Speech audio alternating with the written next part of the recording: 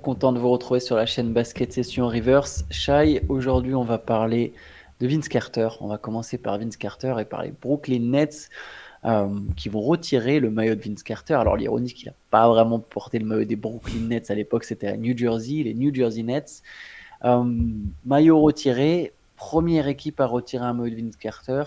Je t'avoue que moi, ça me picote que ce soit les Nets qui retirent son maillot et pas les Raptors.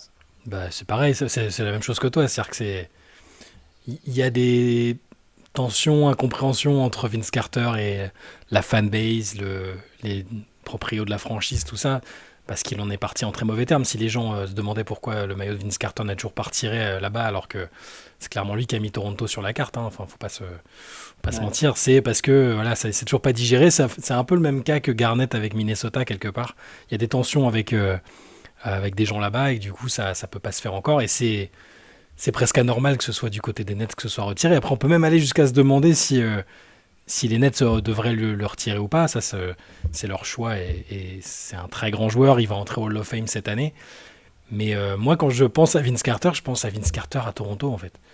Moi, j'oublie même parfois son passage aux Nets. Après, pourtant, il a été bon. C'est 5 Ouais, il était bon. saisons, 23 points de moyenne, quasiment 6 rebonds et quasiment 5 passes. Donc, c'est peut-être en partie là où il a été le meilleur. Enfin, c'est dur à dire en fait. C'est même pas sûr que c'est là où il a été le meilleur. Il a été deux ou trois fois All-Star sous le maillot des Nets.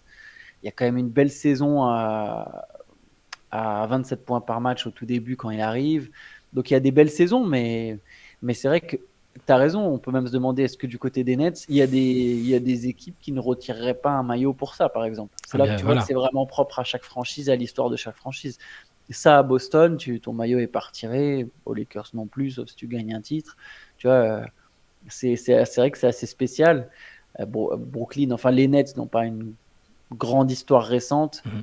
en tout cas sur ce qui se passe récemment, il n'y a pas de grosses années et du coup voilà, ils ont un joueur dont ils sont susceptibles de retirer le maillot, de qu'ils en profitent, mais c'est vrai que même là on peut se demander. Ouais. Mais tu vois, je disais que quand je pense à Vince Carter, je pense à Toronto. Quand je pense aux Nets et à leur période récente qui a été bonne, je pense pas à Vince Carter non plus en fait. Parce que Non, les non. finales, c'était voilà, c'est Jason Kidd, Kenyon Martin et compagnie. Et il a été bon, t'as raison, ils ont fait peut-être deux demi-finales de conférence, un premier tour. Ils sont jamais allés en finale de conférence, ils y sont pas retournés après les deux finales en back-to-back. Et il a été très bon. Vince Carter, on peut se demander si ça n'a pas été sa meilleure version. Il était vraiment dans son prime, scoreur énorme, joueur relativement complet aussi. Mais ouais, j'étais un peu étonné. Ils ont voulu célébrer l'héritage, il n'y a pas de souci, ce qu'il a laissé. C'est le septième joueur de l'histoire de la franchise qui a le droit à cet honneur-là. Après Drazen Petrovic, Jason Kidd, et après des noms qui parlent un peu moins, John Williamson, Bill Melchioni, Buck Williams, et un nom qui parle un peu plus, Juju Serving. C'est ouais, quand t'es une franchise où il y a peu de maillots qui ont été retirés, je m'attends à ce que ce soit pour des joueurs vraiment qui ont marqué l'histoire de la franchise. Mais après, moi, je suis un peu conservateur avec le retrait des maillots, donc je sais pas si mon avis est forcément pertinent là-dessus. Mais moi, il faut vraiment qu'il y ait un. Alors, le passage peut avoir été court. Exemple, je sais pas, Kawhi Leonard à Toronto, ça a été très très court, mais je sais pas s'ils vont lui retirer le maillot, mais c'est leur seul titre et il a fait. Sans lui, ils auraient jamais gagné, donc on peut se poser la question. Mais bon, il faut vraiment qu'il y ait des trucs, une histoire longue, même sans titre, hein, moi je parle pas de titre forcément, mais qui est une empreinte laissée par le joueur. Vince Carter a été bon, mais quand je pense aux Nets, je pense à Jason Kidd en fait. Ouais, ouais, moi je suis d'accord avec toi. Je pense aussi que les maillots, pour les retirer, j'aimerais bien un peu plus. Et vraiment, encore une fois, je suis gêné que ce soit eux les premiers. Ouais. Parce que du coup, alors c'est de la faute de Toronto et d'une Carter. Enfin, je sais pas de qui c'est la faute, mais je trouve ça très très très dommage de la part des Raptors. Et tu sais, même des fois quand j'entends, alors aujourd'hui maintenant, oui, que Kyle Lowry soit considéré par les fans des Raptors comme le Mhm. plus grand Raptors de tous les temps. Aujourd'hui, maintenant, j'arrive à comprendre. Mais je me souviens quand même, avant même qu'il soit champion, il y avait, en fait, il faisait tout pour absolument vouloir nier l'impact qu'a eu Vince Carter sur la ville, sur le basket canadien. Les Raptors, ils seraient peut-être plus en NBA s'il n'y avait pas eu Vince Carter, Ouais. en fait. Je pense que c'est à ce point-là. Personne ne voulait y mettre les pieds. Les joueurs américains râlaient à chaque fois qu'ils étaient envoyés à Toronto ou au Canada. Ça intéressait personne. Là, aujourd'hui, c'est une vraie franchise. Et Vince Carter, il y est pour beaucoup quand même. Kevin Durant, il a grandi en disant qu'il était fan des Raptors de Vince Carter. C'est Il tout y le en a monde, hein. plein, des Tout le tonnes et monde. tout. Ouais, tout le monde. Moi aussi, moi le Il a premier. Enfin, marqué je sais les pas. esprits, franchement, c'était au-delà des résultats sportifs. C'est pour ça que je sais que son entrée au Hall of Fame, par exemple, il y en a pareil, qui sont conservateurs et qui la comprennent pas. Et moi-même, parfois, je suis conservateur aussi sur le Hall of Fame. Mais il y a aussi le côté fame et Vince Carter dans les années 90, fin des années 90, des années 2000. Tout le monde était scotché devant l'écran parce que les dunks qu'il faisait en match, on n'a jamais vu ça. Enfin, c'était exceptionnel. Et puis c'est un joueur qui a eu une belle longévité, qui a été aimé de tous. Moi, je trouve que voilà, sa place au Hall of Fame, elle est justifiée. Le retrait de maillot par les Nets, après, c'est autre chose. Parce qu'il y a le double truc, c'est le fait que maintenant la franchise soit à Brooklyn, donc il y a vraiment zéro attache. Et même la légitimité en tant que telle à avoir son maillot retiré, je sais pas trop. Pour Garnett, c'est vraiment qu'il est en bonne embrouille avec le proprio, avec Glenn Taylor. Donc dès que Glenn Taylor aura vendu pleinement ou sera plus de ce Ouais. monde, je pense que ça reviendra. Enfin, ça Mais se tu vois, fera. si Garnett, je me souviens, son maillot a été retiré par les Celtics, Garnett, je Ouais. crois. Tu vois, ça me choque moins que ce soit eux les premiers, même s'il y a une histoire moins longue avec Boston, il y a un truc fort avec Boston. Tu vois, ils ont gagné un titre. Là, je me dis, donc la première cérémonie de Vince Carter, ça va avoir lieu à Brooklyn. Tu vois, tout le monde trouve ça un peu awkward, c'est un peu en mode, ouais, Mhm. bon, déjà, il jouait même pas à Brooklyn, et puis, ok, c'est la même franchise, mais tu vois, s'il n'a pas un passage historique, il faudrait que je regarde. Est-ce que même il n'est pas resté plus longtemps? Non, parce qu'après, je pense il est resté plus longtemps à Toronto, c'est sûr, mais Oui. c'est vrai qu'après, il a beaucoup bougé. Mhm. Mais tu vois, à 2 saisons près, il reste aussi longtemps, et à Dallas et à Memphis. Je sais même pas si tout le monde se souvient que Vince Carter était à Memphis. Pourtant, il a joué 3 saisons, tu vois, que dans le New Jersey. Et ça me gêne parce qu'il y a bien un jour où les Raptors et Vince Carter va y avoir peut-être une réconciliation, et ce jour-là, il y aura une cérémonie pour lui. Et ça me gênera, enfin, je sais pas, ça me gêne que ce soit pas la toute première, quoi. Mhm. C'est trop iconique, le maillot des Raptors. Non seulement il faut retirer son maillot, mais il faut retirer même le maillot, tu vois. C'est pas le maillot qu'il faut faire monter au ciel, c'est vraiment celui avec le dinosaure rouge, quoi. Ça arrivera. Je vois pas de monde où ça arrive pas, sinon, enfin, Tu, ça a aucun tu- sens. mais tu sais ce que c'est l'ironie? Via Nike, tu vois, on parlait des maillots City la dernière fois. Un des rares maillots City qui est beau, c'est le maillot des Raptors avec Mhm. le logo du dinosaure rouge qui fait passer la balle entre ses jambes en hommage à Vince Carter. Ouais. Donc quand il s'agit de vendre des maillots, là par contre, il n'y a plus de problème. Bon, alors c'est Nike, je ne sais pas à quel point Ouais. la direction des Raptors est impliquée, mais moi je trouve ça dommage. Mhm. Ou que ça vienne du public de Toronto, que ça vienne du joueur, que ça vienne de la franchise, peu importe, je trouve ça quand même dommage oui, que ça se transforme comme ça, quoi. Et donc la cérémonie aura donc lieu le 25 janvier 2025 au Barclays Center de Brooklyn. Ok. Voilà, ok. Bah, c'est noté. Contre quelle équipe, tu sais? C'est une bonne question. J'ai pas checké Très ironique que ce l'adversaire. soit contre Toronto. Ce serait très drôle, mais je pense pas. Je pense pas que les Voilà. Raptors auraient accepté. Ouais. Ça me serait Ouais. j'aurais trouvé ça un peu space. Mais je vais regarder. Allez, on enchaîne avec Ja Morant. Ja Morant qui est très optimiste, pardon, pour son rookie Zach Edey. Zach Edey, drafté en 9e position en juin dernier. Zach Edey, Ja Morant, il le voit carrément rookie de l'année et assez facilement. Est-ce que tu arrives à y croire, Shai? Pas trop. Enfin, c'est pas que j'arrive pas à y croire, c'est que je suis tellement dans l'incapacité de sortir un favori pour le titre de rookie de l'année. Ça va dans tous les sens. Il y a différents profils, différentes situations, temps de jeu prévisionnel. Enfin, n'importe qui quasiment du premier tour, tu peux me dire, bon, bah, enfin, du premier tour, peut-être pas aller jusqu'au top 30, mais dans les loteries pick par exemple, tu peux me dire, bah ouais, c'est lui, je te croirais parce que j'ai aucun favori qui se détache. Nos deux Français, on ne sait pas exactement ce qui leur sera offert dans un premier temps, mais ils sont clairement pas favoris. Et Zach Edey, avec sa production en NCAA, avec les opportunités qu'il devrait avoir à Memphis, il est favori même des bookmakers en ce moment, en fait. Donc c'est pas que Ja Moi, Morant, c'est logique que Morant dise c'est mon rookie de l'année, mais même les bookmakers le voient tourner en double-double quasiment parce qu'il prend beaucoup de rebonds, parce qu'il marque des points assez facilement. Par contre, je sais pas si j'y crois tant que ça, parce on n'est pas à l'abri justement que ce soit une saison où il y a un mec qu'on n'ait pas vraiment vu venir et qui a un temps de jeu énorme et qui score fort et beaucoup. Ça peut être n'importe qui. Donc oui, peut-être tu me dis Zach Edey sera rookie de l'année, c'est possible, mais c'est pas du tout une garantie et je suis pas de l'avis de Ja Morant que ça va être facile par contre. ouais, oui, ouais, après, Ja Morant, on sait, voilà, il vise toujours très haut. Mais moi, je pense que Zach Edey, il est une très très grosse cote. J'aurais mis 2 favoris aujourd'hui, c'est lui et Rich Shepard. Ouais. Mais après, je sais pas, est-ce qu'il sera forcément élu rookie de l'année, bien sûr. Mais ce que je trouve intéressant, c'est que je suis persuadé que Zach Edey, par contre, il aura un impact. Et je trouve qu'au moment de même un peu avant sa draft, pendant son parcours NCAA, on était trop en mode non, mais ça peut être que un backup bigs. J'ai lu ça beaucoup.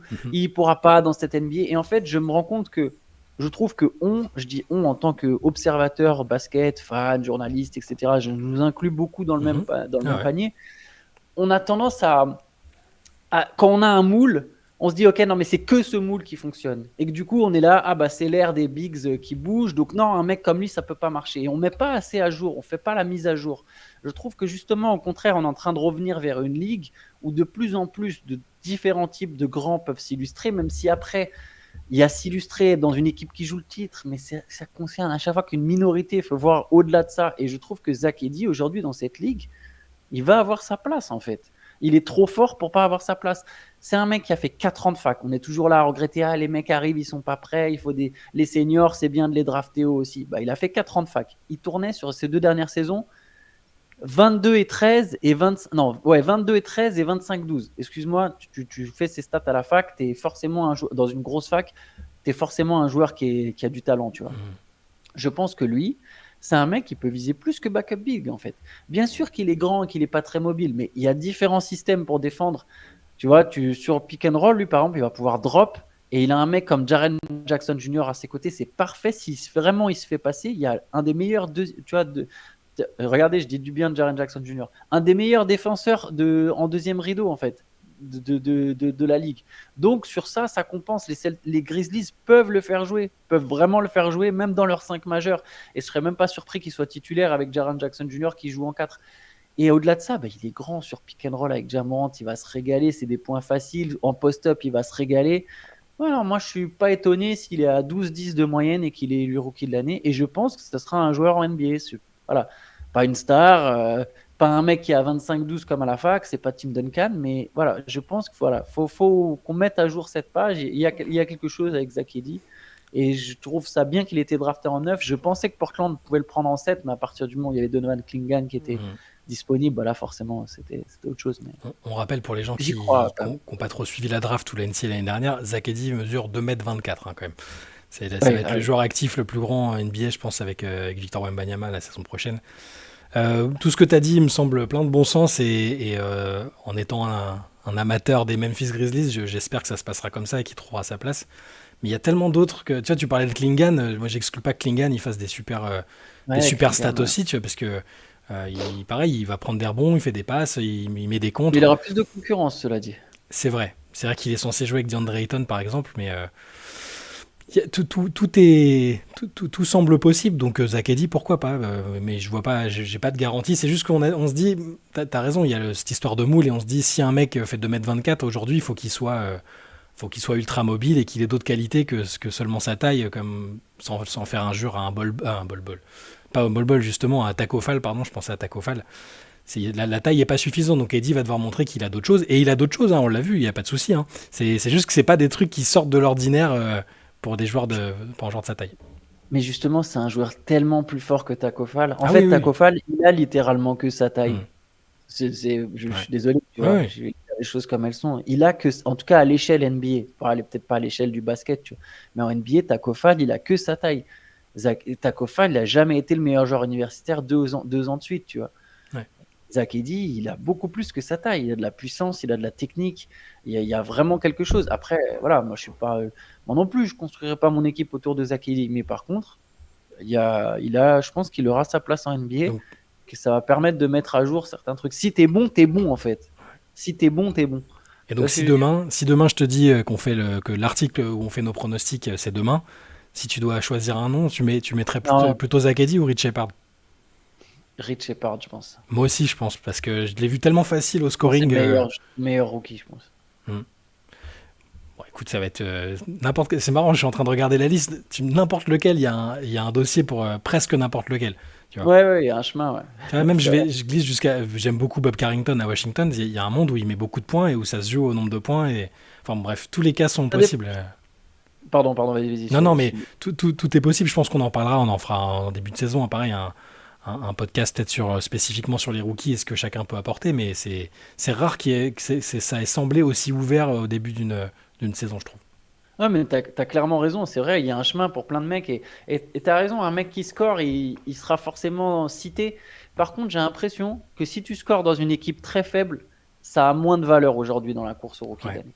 Ça a moins de valeur et faut que ton équipe, elle gagne un peu. Donc si t'as un mec qui est à 17, un autre qui est à 12, mais celui à 12, il a un vrai impact dans une équipe qui a genre 25 victoires de plus, je serais pas surpris que celui à 12, au final, il soit élu. Mais clairement, il y a un chemin pour mm, tous ces mecs-là, hein. Carrington, Klingan, Rizaché, tous en fait, ils ont tous un chemin pour être rookie de l'année. Ça va être excitant la ouais. course au rookie de l'année. Allez, on termine avec les affiches WNBA. Ça y est, on est les affiches des playoffs. Chai, je vais te laisser nous donner Ouais, ça et peut-être nous donner un petit mot aussi sur chaque affiche, ce que tu ouais, attends, ce que tu en penses. pas de souci. C'était la dernière nuit de saison régulière, bah, du coup la nuit dernière. Et les affiches du premier tour des playoffs WNBA sont connues. Il n'y a pas de surprise, c'est à peu près ce qu'on avait dit l'autre jour avant cette dernière nuit. Donc je vais les énoncer comme ça, puis après je rentrerai un peu dans le détail si tu veux. On a donc New York qui a fini premier en saison régulière, qui affrontera Atlanta qui a décroché le 8e spot. Minnesota qui a fini deuxième, qui affrontera Phoenix. Connecticut qui a fini troisième, qui affrontera Indiana. Premier playoff de Caitlin Clark, déjà. Et les Las Vegas Aces qui ont fini quatrième, les doubles champions en titre, qui affronteront le Seattle Storm de Gabby Williams. Et donc rapidement sur chaque affiche, le premier tour, je pense pas que ça va être... Enfin que le suspense va être incroyable. Sur l'affiche New York-Atlanta par exemple, ça risque de se régler assez rapidement. Il n'y a pas grand-chose à en dire à mon avis. Atlanta qui a galéré pour avoir la 8e place dans une saison où il y a plusieurs équipes qui visaient plutôt du tanking et qui se sont retrouvées là presque par hasard. Ensuite, on a Minnesota contre Phoenix. Ça, c'est une affiche intéressante à plein d'égards parce que déjà, Olivia Epupa a signé avec Minnesota hier. Elle avait fait une quinzaine de matchs avant le break olympique. Elle avait été plutôt bonne en sortie de banc. Elle avait été tradée juste avant les JO à Washington qui ne l'avait pas conservé et depuis elle était en mode break, elle attendait une autre opportunité et elle sera là en playoff avec les Lynx, ce qui est une excellente nouvelle. Et les Lynx qui seront favorites parce qu'elles ont à mon sens la deuxième meilleure joueuse de la saison après Aja Wilson. Elles ont Nafisa Collier qui devrait à mon avis faire la différence. Et Phoenix, c'est intéressant parce que ça risque d'être les derniers matchs en carrière de Diana Taurasi qui a fait ce qui ressemble un peu à des adieux au public là pour la saison régulière, en tout cas la nuit dernière. À 42 ans, voilà, ça peut ressembler à la fin pour elle. C'est pas garanti parce qu'elle est elle est bien du genre à vouloir poursuivre si elle sent qu'elle peut encore le faire. Et je pense qu'elle peut encore le faire. Après, faut voir s'il y a un intérêt aussi pour elle sportivement parce que Phoenix a été très poussif tout au long de la saison. Son salaire à elle prend beaucoup de place. Elle prend beaucoup de place de manière générale et c'est pas forcément péjoratif, hein, mais donc ça va peut-être être la dernière série de playoffs de la carrière de Diana Taurasi, donc c'est aussi à suivre évidemment.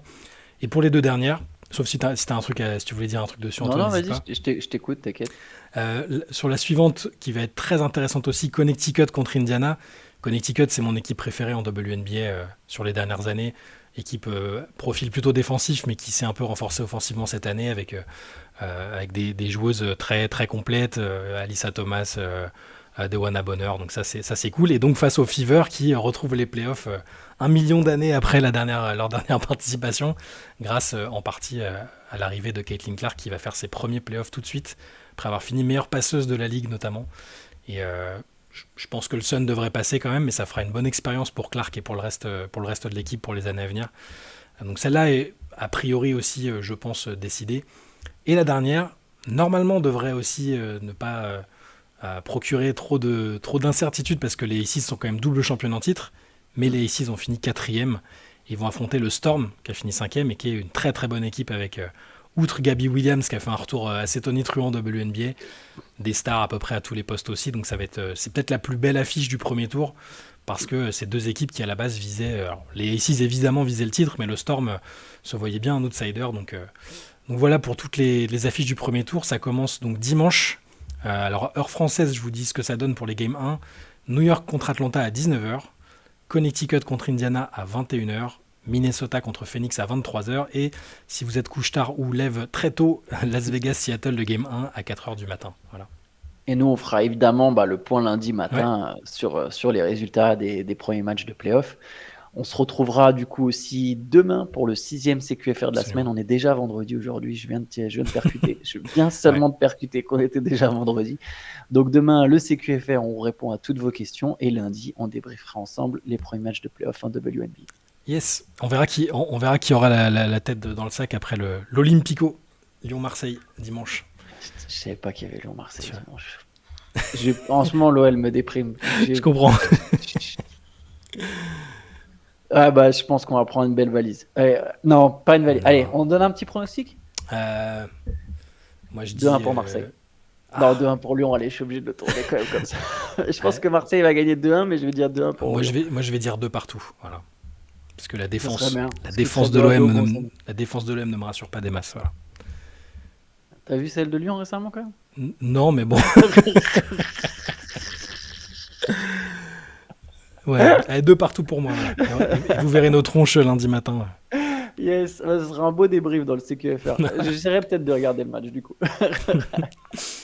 Allez, bonne journée à tous. Bonne journée. Ciao.